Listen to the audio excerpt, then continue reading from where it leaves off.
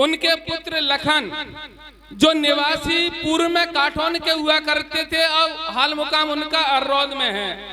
2100 रुपए का दान हमारे भरतलाल शर्मा हरदैनिया और कल्ला दोनों भाइयों ने मिलकर योगदान दिया है। 200 रुपए मांगी सेठ जी, 100 रुपए भौरू कुशवा 5 किलो गेहूं निवासी भरा वाले, 500 रुपए रघुराज शास्त्री जी और एक टीन डालडा का दे रहे हैं। धन्यवाद हमारे रघुराज शास्त्री जी के लिए, बहुत बहुत धन्यवाद।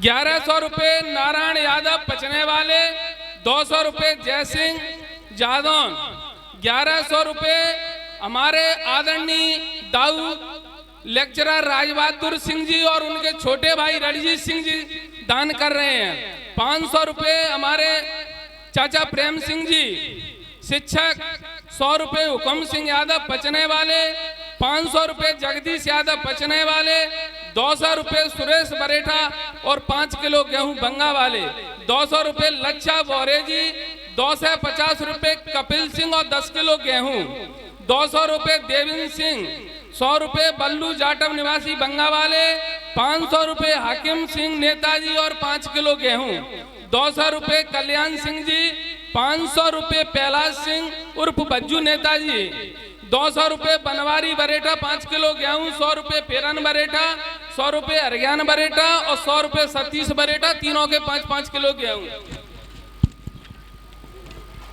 500 रुपए रूपिन सिंह उर्फ जुलानिया था, 200 रुपए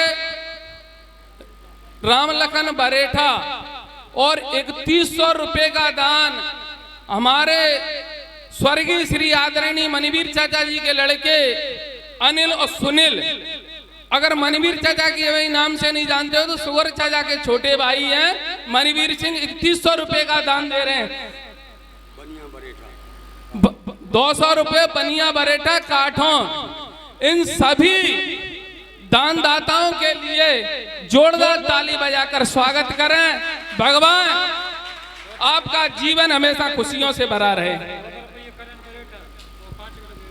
200 रुपए करण बरेठा और 5 किलो गेहूं। अगर बोलने में किसी भी भाई की भूल चूक हो गई हो तो हमसे कह सकता है। इसी वजह से बोलते हैं कि भाई हम दान करते हैं, हमारा दान पहुंच नहीं पाता, इसी वजह से बोलते हैं, नहीं तो बोला नहीं जाता। जय बोलो वृंदावन बिहारी लाल की।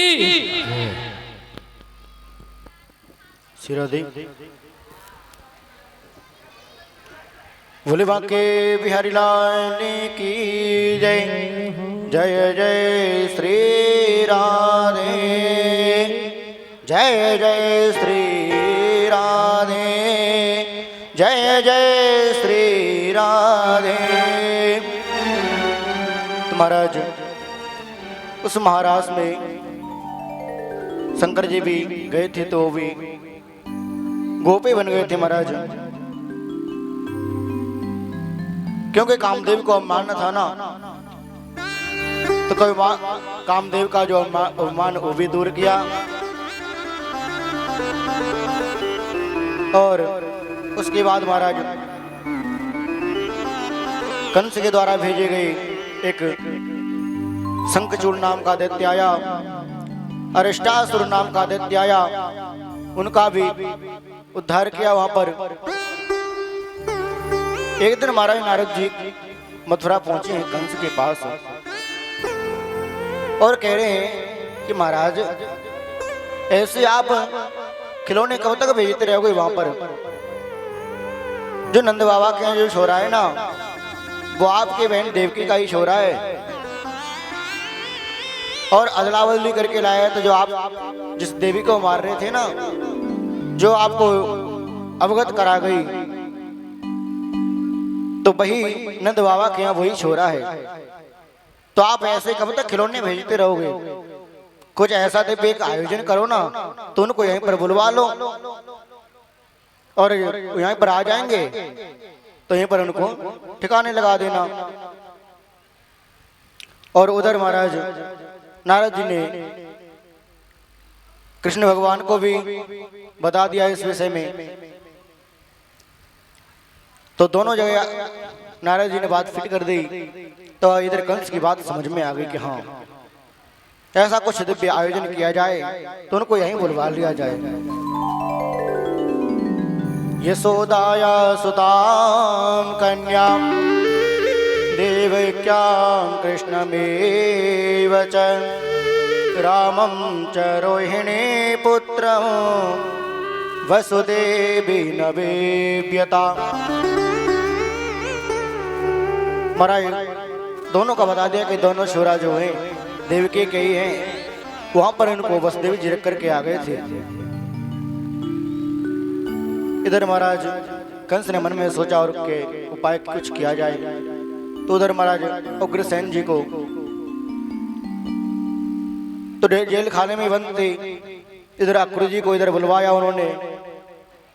मनोरथान कृतोच्चे जनो देव हतानपि युज्यते हर्षशोकाभ्यां तथा वैज्ञां करोमीति।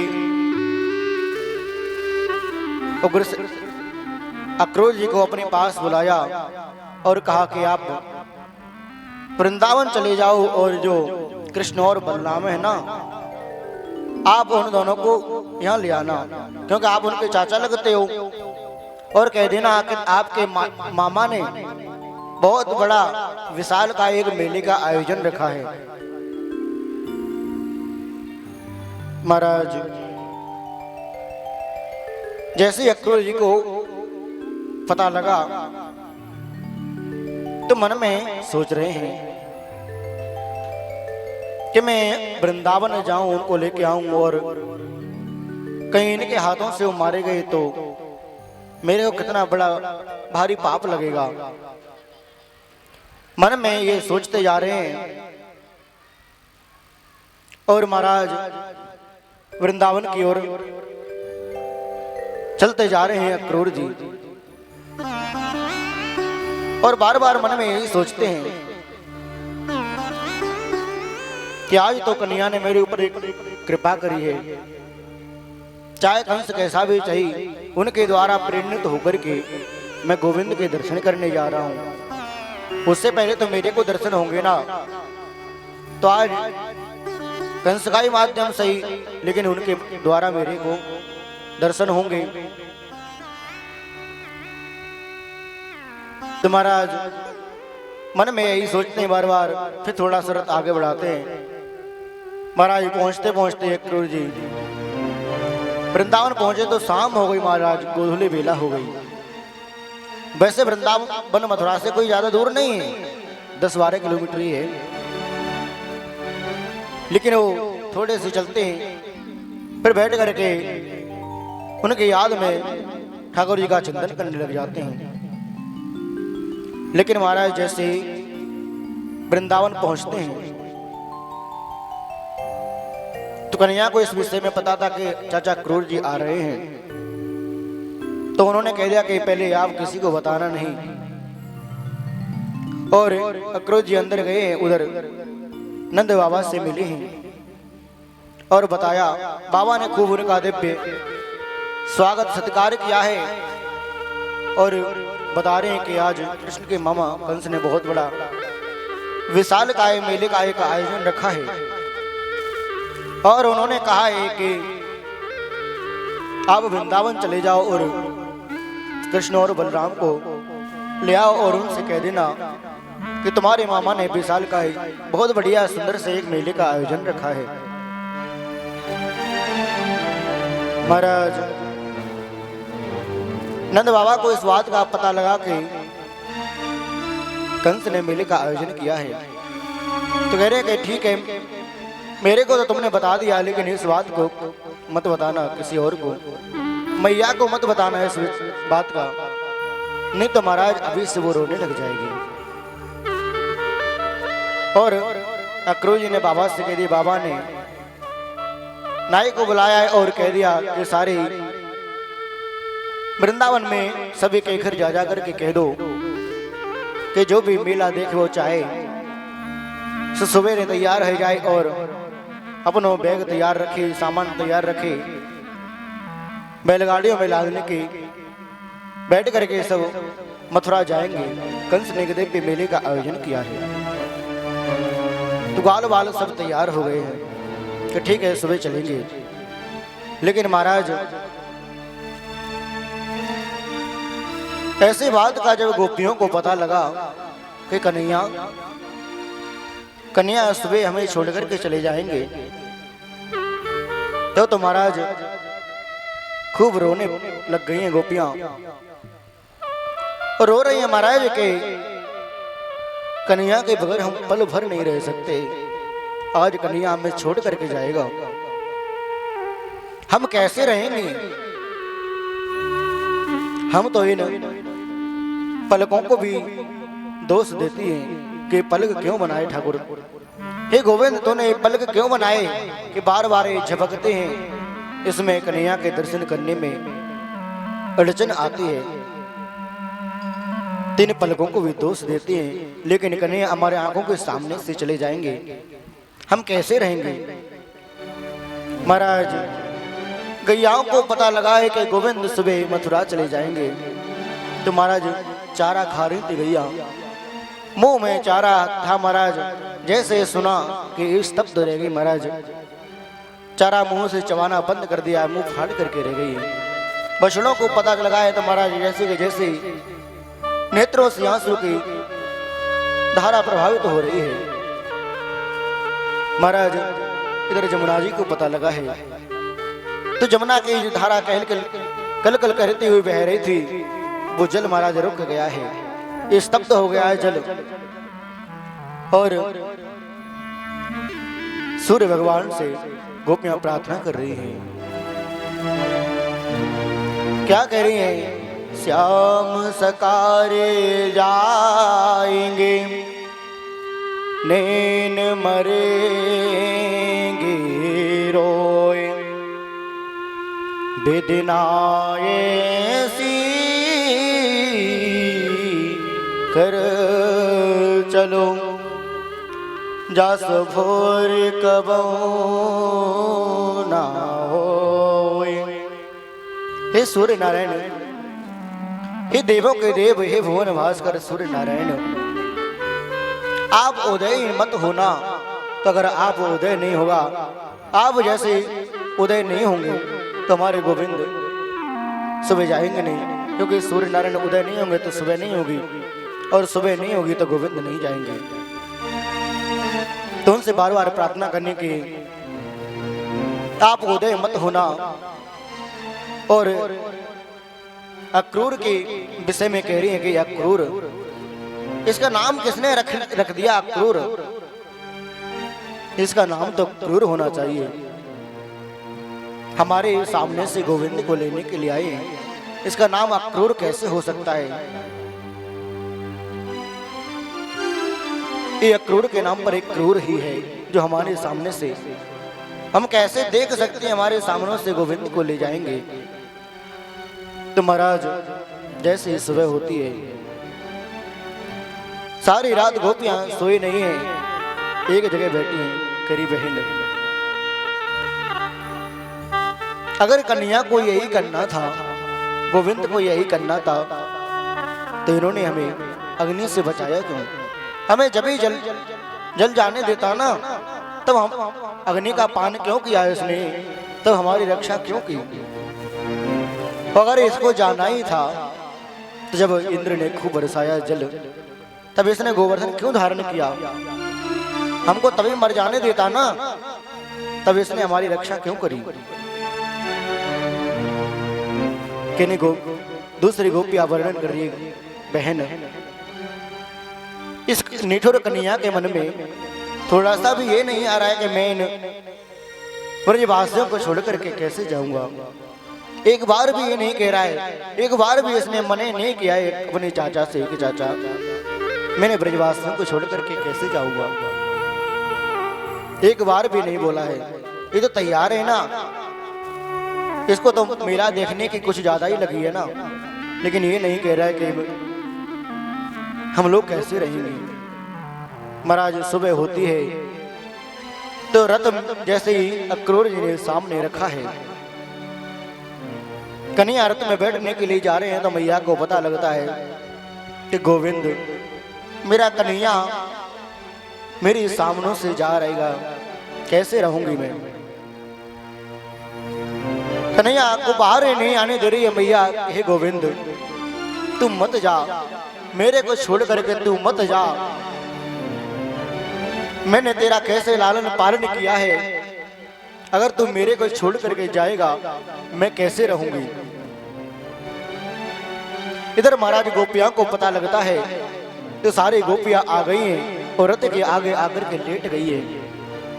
जाने दे मोहि मथुरा जाना, जाने दे मोहि मथुरा जाना, जाने दे मोहि मथुरा जाना, जाने दे मोहि मथुरा जाना। प्यारे दुलार से पालने वाली, प्यारे दुलार से पालने वाली, अपनी लाल को नहीं बिसराना, जाने दे मोहि मथुरा जाना, जाने दे मोहि मथुरा जाना, जाने दे मोहि मथुरा जाना, जाने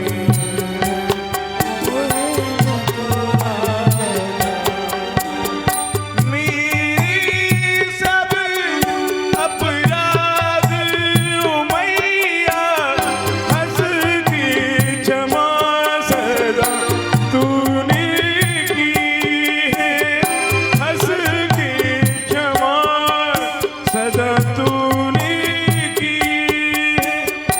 प्यार ही प्यार दिया है तूने, दुख ही दुख तो मैंने दिए हैं, दुख ही दुख तो मैंने दिए हैं। बाबा तू बद वृक्ष की छैया, जिसके तले मैंने पाया ठिकाना, जाने दे मोहि मथुरा जाना, जाने दे मोहि मथुरा जाना। हर आंगन में मेरी एक माँ है, सबके संग है जन्मों की नाते, सबके संग है जन्मों की नाते। सांची कहूँ मन बहुत व्यथित है, इस नगरी से जाते जाते, इस नगरी से जाते जाते। मिलना बिछुड़ना संजोग की बात है, मिलना बिछुड़ना संजोग की बात है, पर नहीं टूटे नेह पुराना, जाने दे मोहि मथुरा जाना, जाने दे मोहि मथुरा जाना।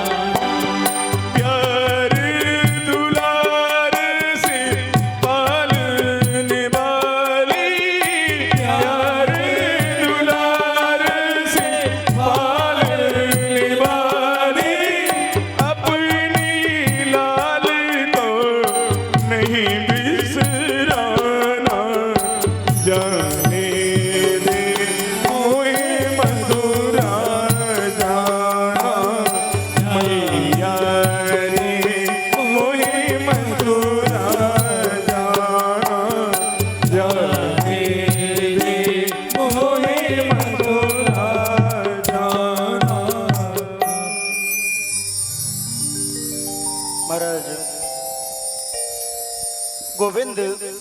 जैसे घर से बाहर निकले हैं,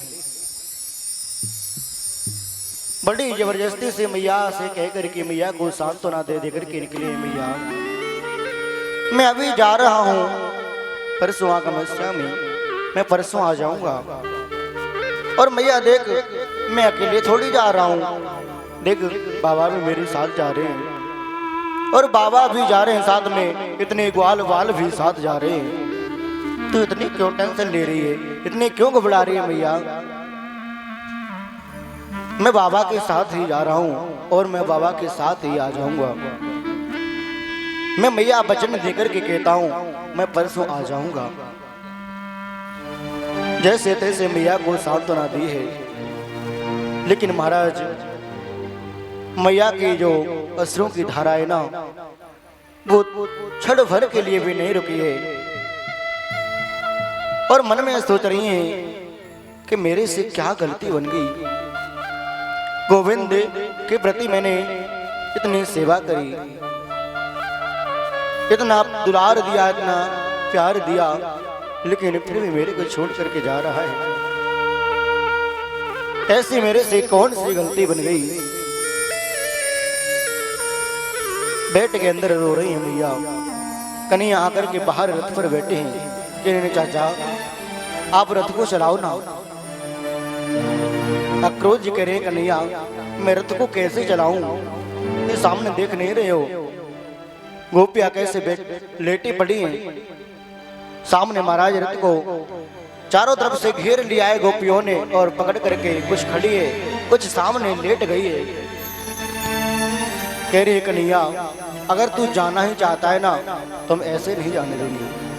इस रथ को तू हमारे ऊपर से निकाल और इसको रथ को हमारे ऊपर से निकाल करके ले जा। तू जब हम मर जाएंगे ना तब तू चला जाना, लेकिन जब तक हम जीवित हैं ना तब तक तेरे को नहीं जाने देंगे।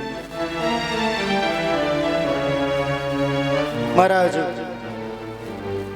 खूब रो रही हैं गोपियां और कन्हैया उनको सांत्वना दे रहे हैं। अरे मैं कह रहा हूं, मैं वचन दे रहा हूं आपको आ जाऊंगा। मैंने कह तो दिया मैं परसों आ जाऊंगा। और महाराज इधर अक्रूर जी को सुना रही हैं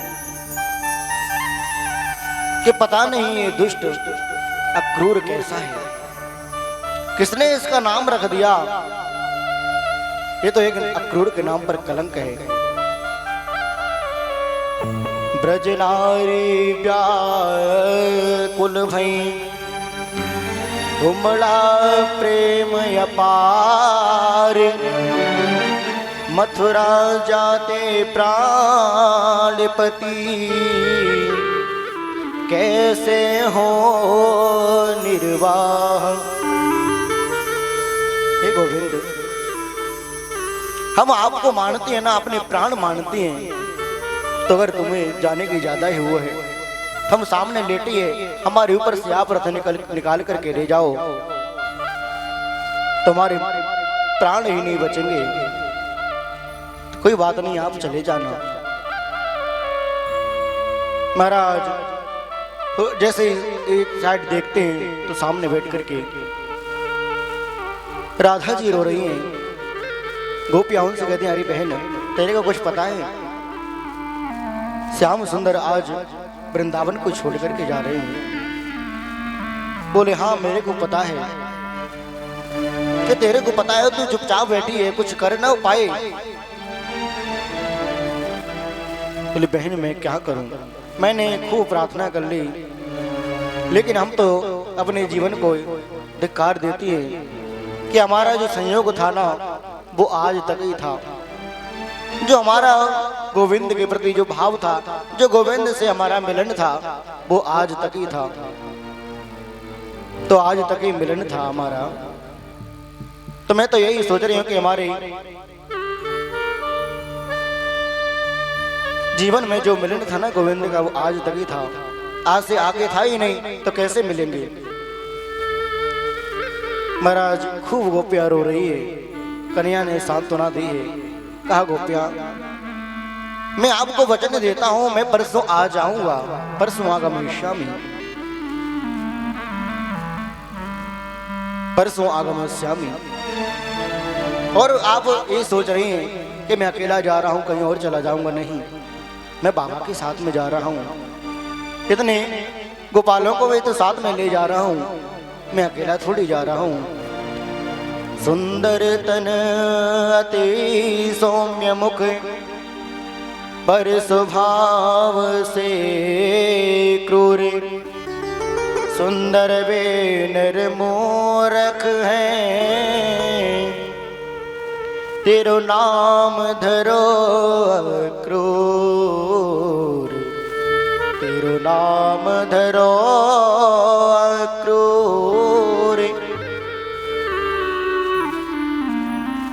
अक्रूर जी के भी खूब बातें सुननी पड़ी और वो भी देख देख करके निहाल हो रहे कि देखो गोविंद के प्रति इनका भाव, देखो श्याम सुंदर के प्रति इनका भाव कितना है कि आज गोविंद को जाने नहीं दे रही है। हाय प्राण प्रिय को हृदय कैसा भयो कठोर, थारुण मुखरित होते नाही चितवत और एक आपस में बात कर रही है गोपियां, करी बहन आज गोविंद का जो हृदय है इतना कठोर कैसे हो गया। हमने तो कभी सोचा तक नहीं था कि हमारी गोविंद का, हमारी श्याम सुंदर का हृदय इतना कठोर हो जाएगा। महाराज गैया भी इधर रो रही है, बछड़े भी अश्रु बहा रही है, जमुना जी की जो धारा है ना कल कल करती हुई बह रही है। महाराज जी स्तब्ध रह गई, गैया घास खाना बंद कर दी और महाराज सब ब्रजवासी रो रहे हैं। और कन्हैया आज रथ में बैठ करके सबको सांत्वना दे करके वृंदावन की ओर, वृंदावन से मथुरा की ओर जा रहे हैं। जानती प्रीत करे दुख होए, नगर ढिढोरा पीटती, प्रीत ना करियो कोई, तेरी अखियां हैं जादू भरी हो, तेरी अखियां है जादू भरी, बिहारी मैं तो कब से खड़ी, तेरी अखियां है जादू भरी, बिहारी मैं कब से खड़ी, तेरी अखियां है जादू भरी हो,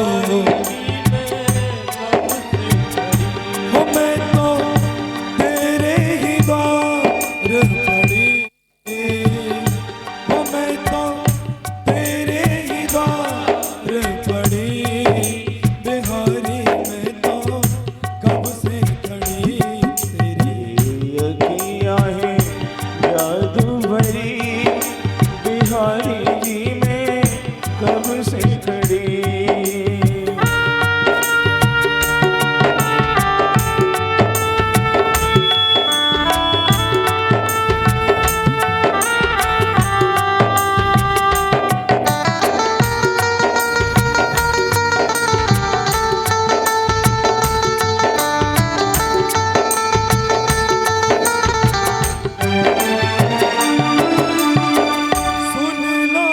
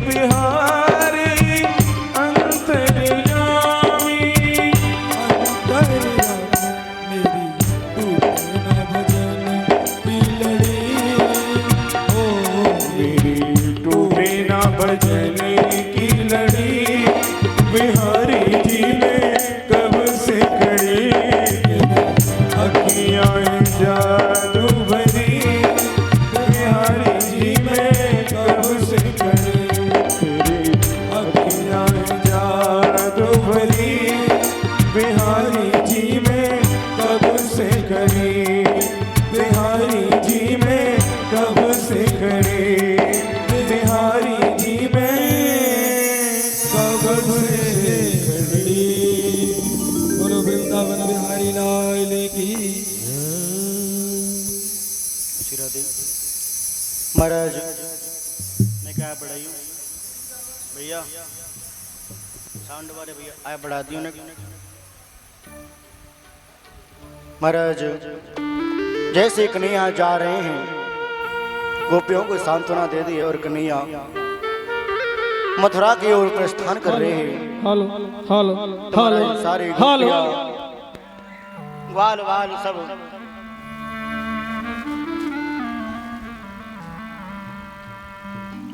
महाराज ग्वाल वाल गोपियां सब खड़ी हैं, कन्हैया जा रहे हैं रथ में बैठ करके। तो जब तक खड़े रहे ग्वाल वाल गोपियां कि जब तक कन्हैया का जो रथ की जो झंडी थी महाराज ऊपर तक वो थोड़ी थोड़ी जब तक दिखती रही, तब तक गोपियां ग्वाल वाल सब खड़े रहे देखते हैं कि महाराज अक्रूर जी महाराज रथ को लेकर के पहुंचे, जमुना जी के पास पहुंचे। तो अक्रूर जी ने कहा गोविंद मैं थोड़ा सा जमुना स्नान कर लूं, आप यहीं बैठे रहना, मैं थोड़ा सा जमुना स्नान करके अभी आता हूं। अक्रूर जी महाराज कन्हैया को रथ में बिठाल करके नीचे जमुना स्नान करने के लिए गए हैं। तो जमुना जी में जैसे डुबकी मारी है महाराज, तो अंदर क्या देखते हैं कि जो गोविंद रथ में बैठे हुए वही अक्रूर जी को अंदर दिखे महाराज। तो जैसे अंदर जी झांकी देखी है तो बाहर निकले हैं तुरंत, और मन में सोच रहे हैं अरे गोविंद को तो मैंने वहां बिठा रखा है, लेकिन अंदर कैसे दिख गई। तुरंत दूसरी डुबकी मारी है महाराज। तो महाराज कन्हैया के अनेक रूप आया, अनेक सुंदर रूप दिखने लग गए। तो समझ गए कि कन्हैया मैं पहचान गया तेरे को कि तू ही राम है, तू ही कृष्ण है, तू ही बलराम है, तू ही सब कुछ है। हिरण्यगर्भ आया, तू हिरण्यगर्भ, तो ही सब कुछ है, मैं पहचान गया। तो वहां पर दिव्य स्तुति इसी अक्रूर जी महाराज ने ठाकुर जी की है।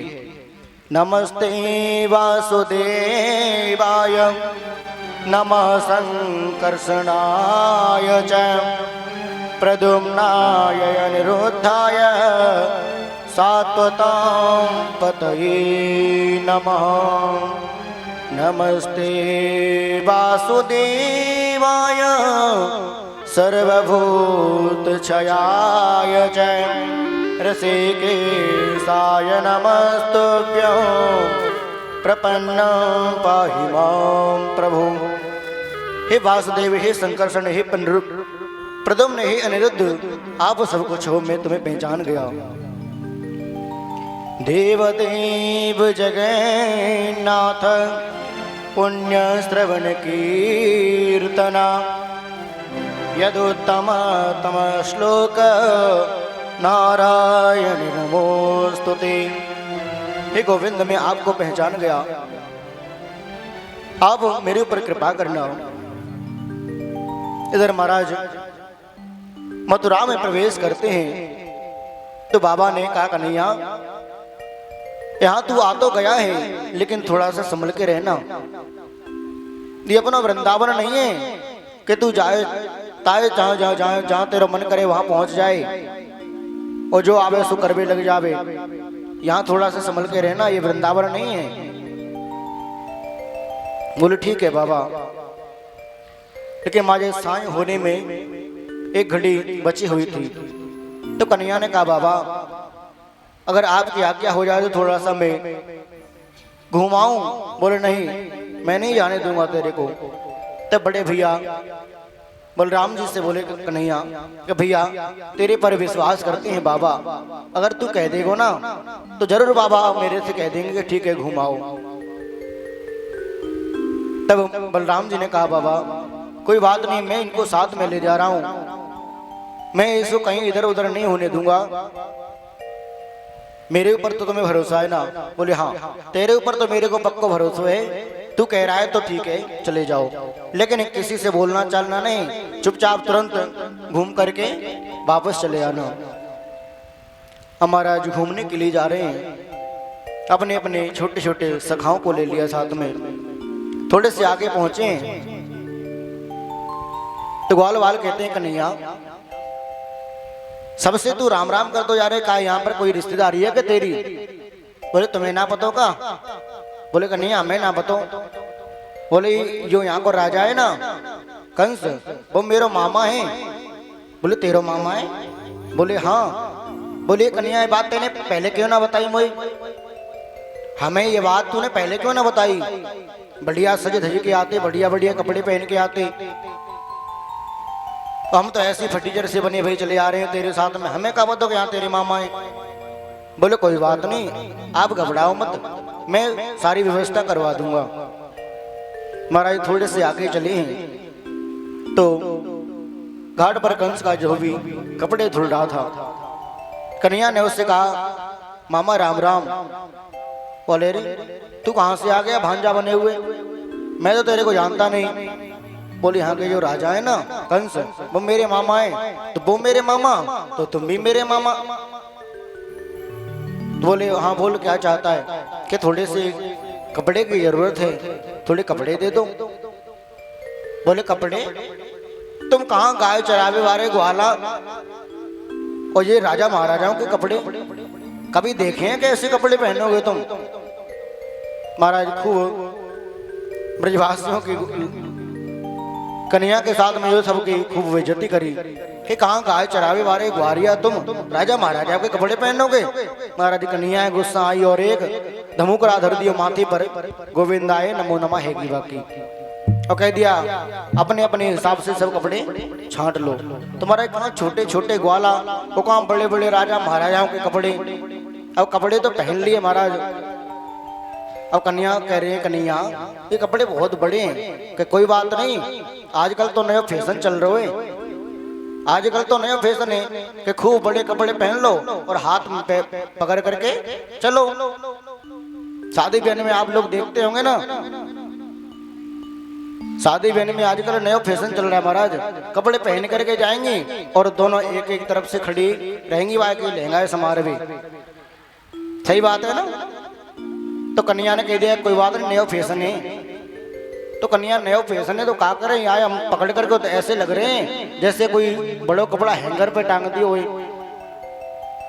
तो बोले कोई बात नहीं, आगे चलते हैं, कुछ ना कुछ उपाय करेंगे। तो महाराज थोड़े से आगे चलते हैं तो एक दर्जी मिल गया। तो दर्जी ने खूब स्वागत सत्कार किया कन्हैया का, क्योंकि वो तो देख चुका था ना कि अभी धोबी पर कौन सी बड़ी कृपा करी है। तो महाराज कुछ आज्ञा अगर हो तो मैं ये कपड़ों को फिट कर दूं, बढ़िया सेट कर दूं। बोले हाँ हाँ बढ़िया, आप बढ़िया मिले कर दीजिए। तो महाराज खूब बढ़िया नाप ले करके फिटिंग कर दिए और अब कह रहे हैं ग्वालाओं से अब तो ठीक है ना, बढ़िया कपड़ा फिट हो गए। बोले हाँ कन्हैया अब बढ़िया है। तो कह रहे हैं कन्हैया कुछ इनको दे दो। तो कन्हैया कह रहे हैं कि हाँ दर्जी भैया कुछ आप ही मांग लो। कि नहीं महाराज मेरे को कुछ नहीं चाहिए, मैंने आप अभी देख लिए कि दो भी भैया पर कितनी बड़ी कृपा करी आपने, बस मेरे को कुछ नहीं चाहिए, बस ये आशीर्वाद दे दो कि हम बस खूब फलें और फूलें। तो ठाकुर जी ने कह दिया तो था तो भाई ठाकुर जी को आशीर्वाद है कि महाराज जितने का कपड़ा नहीं होता है वक्त ज्यादा तो सिलाई लग जाती है। सही है ना? तो वही ठाकुर जी का आशीर्वाद है उनके ऊपर। अब कह रहे हैं कन्हैया से उनके सखा के कन्हैया बढ़िया कपड़ा हो गए, लेकिन जब ये सुंदर सी गले में माला ना हो ना तो बढ़िया नहीं लगते कि चलो कुछ कृपा करते हैं, कोई ना कोई आगे मिलेगा तो देखेंगे। थोड़े से आगे बढ़े तो सुदामा नाम का माली मिल गया। तो बातें कहे भैया कुछ माला दे दो। बोले हाँ ठीक है ले लो। सबको माला पहनाइए। तो वाह को भी खूब आशीर्वाद दे दिया कि जाओ खूब तुम भी फलो और फूलो। तो कहते हैं ना महाराज कि हमारे घर में अगर फूल लिया गए तो आज लेके आए ना, कल उनको नहीं चढ़ाते हैं। क्या कहते हैं? अरे वो तो बासे है गए। और माली के घर में कितने दिन के रखे रहते हैं उनके घर में बातें नहीं माने जाते हैं। ये ठाकुर जी का ही आशीर्वाद है। अब आगे बड़े तो कह रहे कन्हैया अब तो माला भी है गई, बढ़िया कपड़ा भी है गई, लेकिन माथे पे थोड़ा सा चंदन और पुत जाए ना तो कितना आनंद आएगा। बोले चलो आगे चलते हैं, कुछ उपाय फिर करेंगे। थोड़े से आगे गए कि महाराज 3 जगह से टेढ़ी कुबड़ी कुबजा सैरंद्री कंस के लिए चंदन घिस करके ले जा रही थी महाराज। तो ठाकुर जी ने जो उसको देखा कि सुंदर आवाज लगाई, अरे ओ सुंदरी, अरे ओ सुंदरी। तो जैसी आवाज उसके कान में पहुंची है तो पीछे मुड़ के देखती है कि मेरे से सुंदरी कहने वाला कौन आ गया। नहीं तो मेरे को जो लोग पुकारते थे, कोई कुब्जा कह करके, कोई कोवड़ी कह करके, लेकिन आज जो कह रहा है, आज जो पुकार रहा है सुंदरी कह करके पुकार रहा है, ये कौन है। तुम्हारा पीछे देखी तो श्याम सुंदर खड़े और कह रहे हैं कि आपके हाथ में जो चंदन है ना, इसकी बहुत बढ़िया सुगंध आ रही है, अगर थोड़ा सा आप हमारे लगा दो तो कितनी बड़ी कृपा होगी। बोले ठीक है महाराज, मेरा तो काम ही है, मैं जाकर के वहां लगाती हूँ, आपके लगा दूंगी। तो महाराज सब ब्रजवासियों के खूब चंदन लगाया उसने। चंदन लगाने के बाद ब्रजवासी कह रहे हैं कन्हैया कुछ आके ऊपर भी कृपा कर दे। तो महाराज पैर के अंगूठे से नीचे अंगूठा दबाया है और कमर में एक हाथ लगाया और एक हाथ थोड़ी पे लगाया। तब तक दाऊ भैया दौड़े दौड़े, अरे कन्हैया ये क्या कर रहे हो तू, ये अपना वृंदावन नहीं है, जरा संभल के रहना, ये क्या कर रहा है तू। बोले दाऊ भैया कोई कुछ नहीं कर रहा हूं।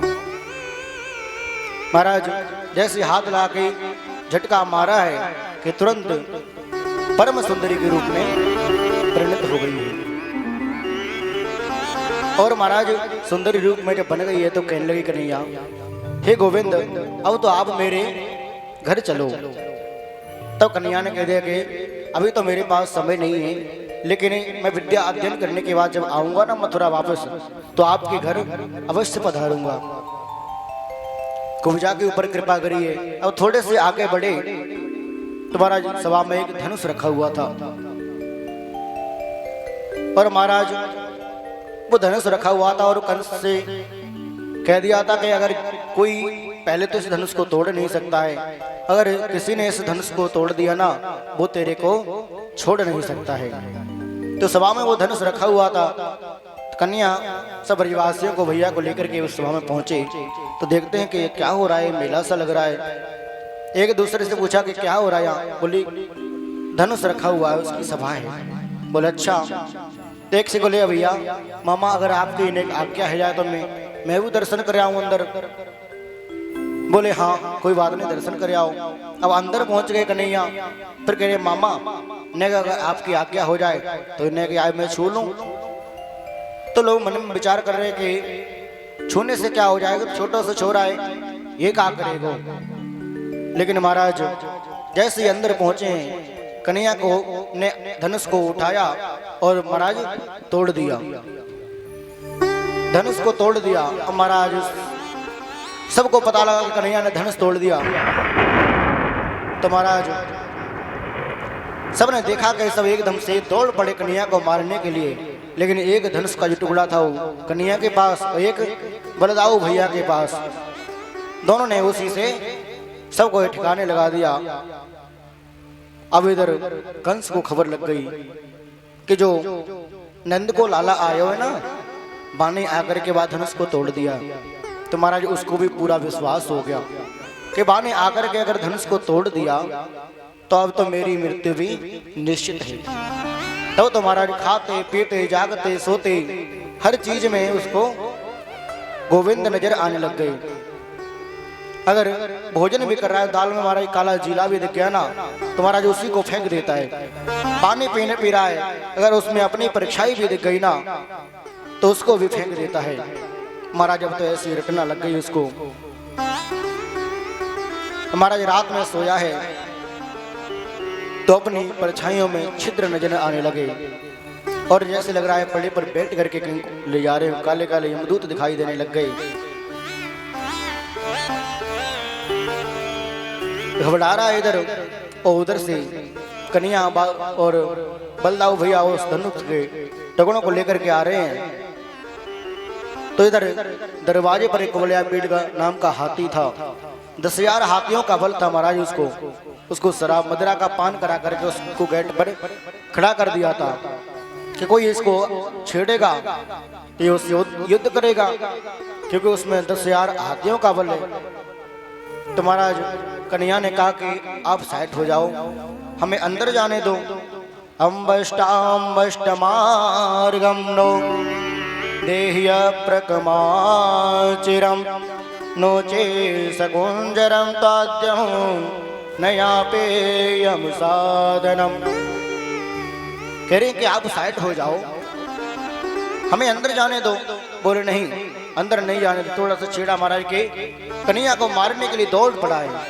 कन्या ने जोर में घुमा करके एक मुक्का उसको मार दिया और उसका भी वहां पर अंत कर दिया महाराज। और उसके जो बड़े बड़े दांत थे वो कन्या ने एक अपने हाथ में ले लियो और एक दाऊ दादा के हाथ में दे दियो, और वहां रक्त रंजित होते हुए अंदर चले जा रहे हैं।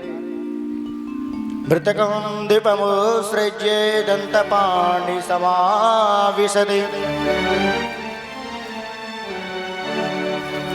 महाराज यही पूर्व जन्म में यह मंदगति नाम का बलि का पुत्र था। इसका शरीर बड़ा विशाल काय था महाराज। एक बार रंग जी की यात्रा मनुष्य को धक्का देता ही निकलता हुआ जा रहा था, तो इनको श्राप लग गई थी। गजवक्त्रं बदोन्मत्तो भुजनान परिमर्दयन्। और तो महाराज उसका भी उद्धार करने के बाद थोड़े से और अंदर गए कन्हैया। तो अंदर में महाराज सबसे श्रेष्ठ चाणूर और नाम के जो दैत्य थे, शंख चाणूर नाम के दैत्य, उनसे भी कह दिया था कि वो आए अंदर, उनसे आपको युद्ध करना है। तो कंस के द्वारा कृष्ण बलराम को महाराज मारने के लिए उनको नियुक्त कर दिया था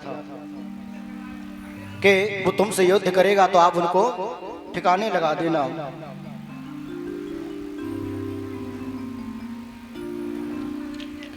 महाराज अंदर आए हैं।